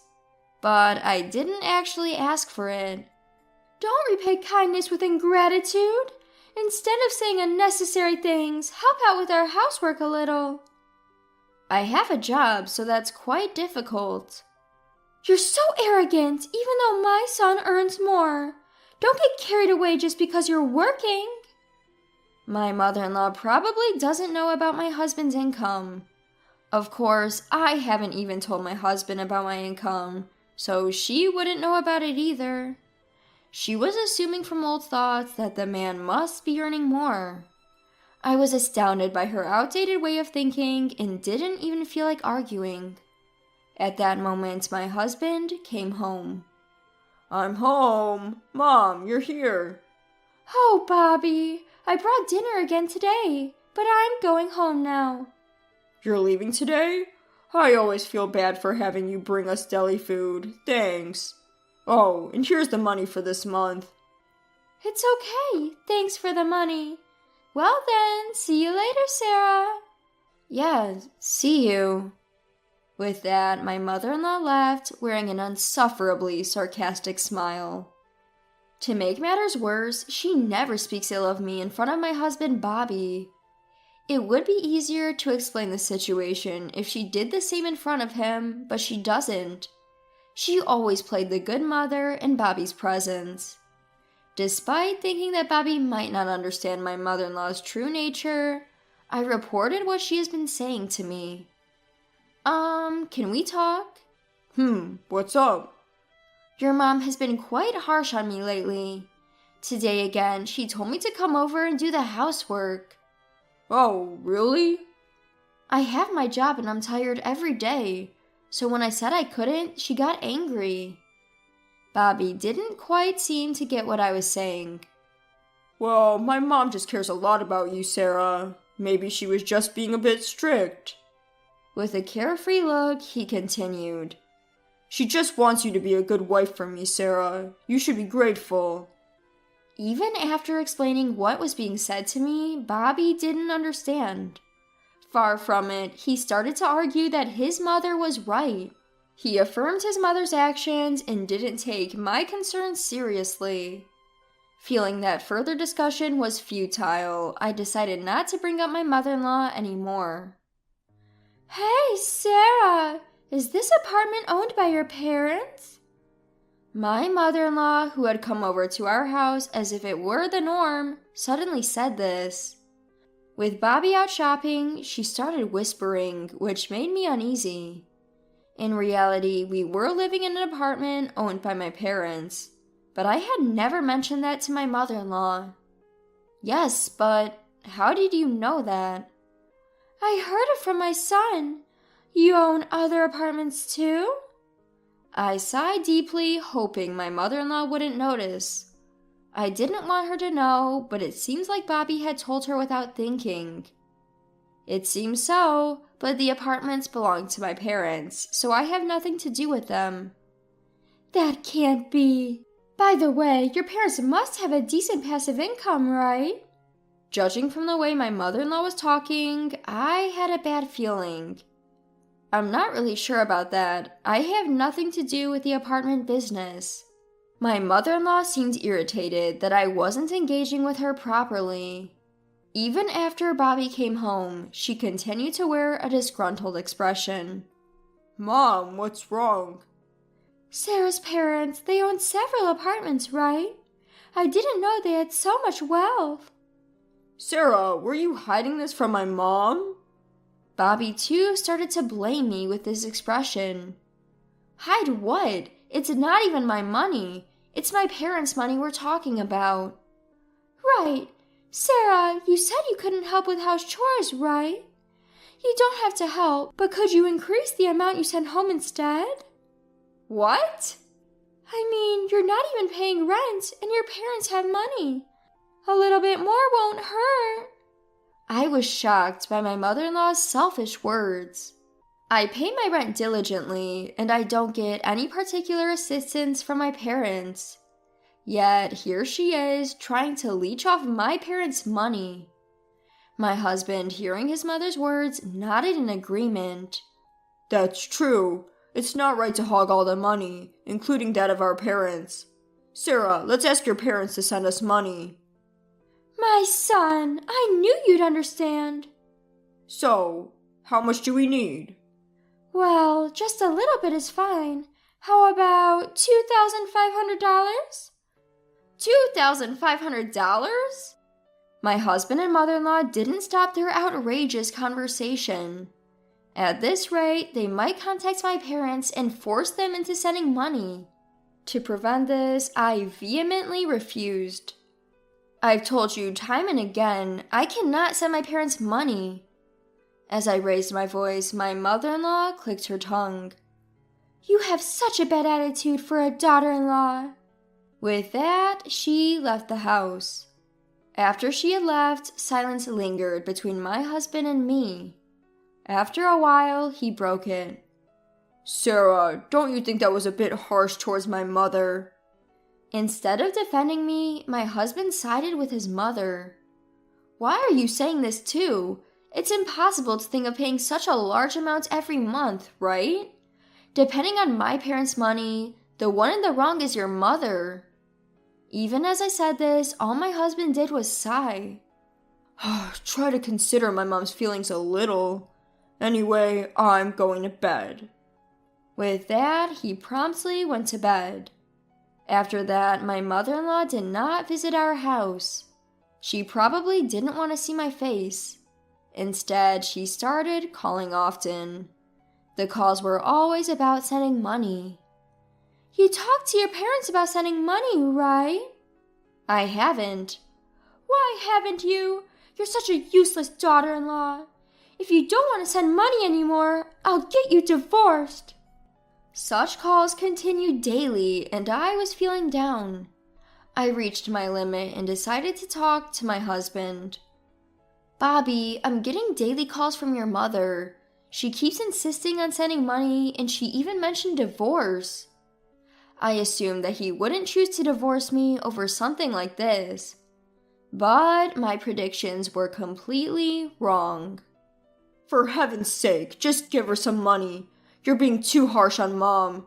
I can't love someone who can't appreciate my mom. Excuse me? Bobby's response was the polar opposite of what I thought. His words made me come to my senses. I can't love someone who would defend his mother's greedy opinions over his wife. I completely lost all feelings for my husband, who sided with his mother till the end and arranged for a meeting with my mother-in-law. Oh, Sarah dear, calling me over to your house. Is there some good news you want to share?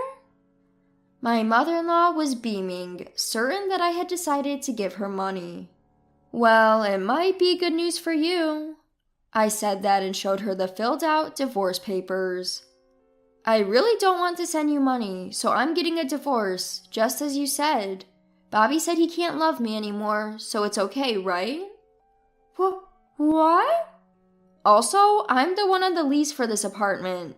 Please sign the divorce papers quickly and move out. Looking at the divorce papers, their faces turned pale as a sheet. No way! I might have mentioned divorce, but it was a joke. I had no other choice because you were being so stingy. I was kidding too. Don't take it seriously. The two of them, desperate for money, were pathetically making excuses. Not a single apology was directed towards me. I felt nothing for these two who only thought about themselves. I see, but it was you who suggested the divorce, right? I just followed through.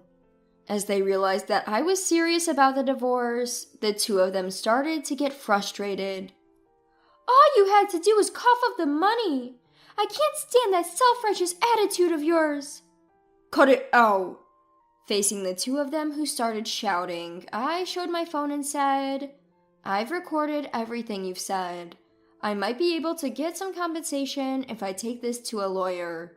Or should I call the police right now? Upon realizing I had evidence, they quieted down instantly.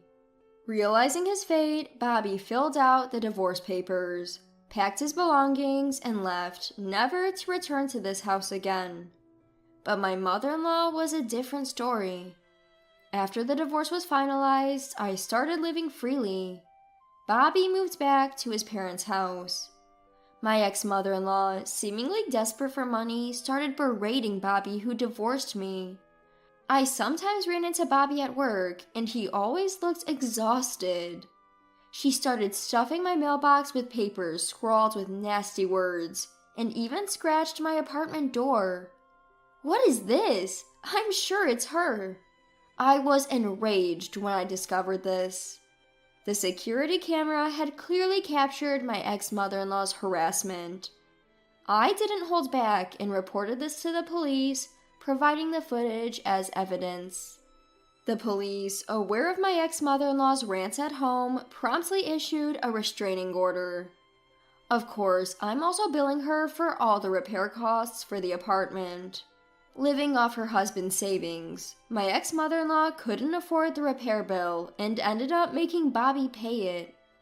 Feeling responsible for the divorce, Bobby is dutifully paying in installments. After this failed marriage, I had been pessimistic about love. However, 2 years after my divorce, I found a new partner. We were dating with marriage in mind, but I didn't want any money-related issues to arise later. Actually, my parents own an apartment building. I don't get any of the money, but my ex tried to force me to give him some, and we ended up getting divorced. Wow, that's something. It belongs to your parents, right? How greedy can someone be? It's good that you got out of there safely. Hearing my current partner's opinion, I feel truly relieved. Not everyone thinks like my ex-husband and ex-mother-in-law. I want to forget those past mistakes and look forward to starting a new chapter in my life.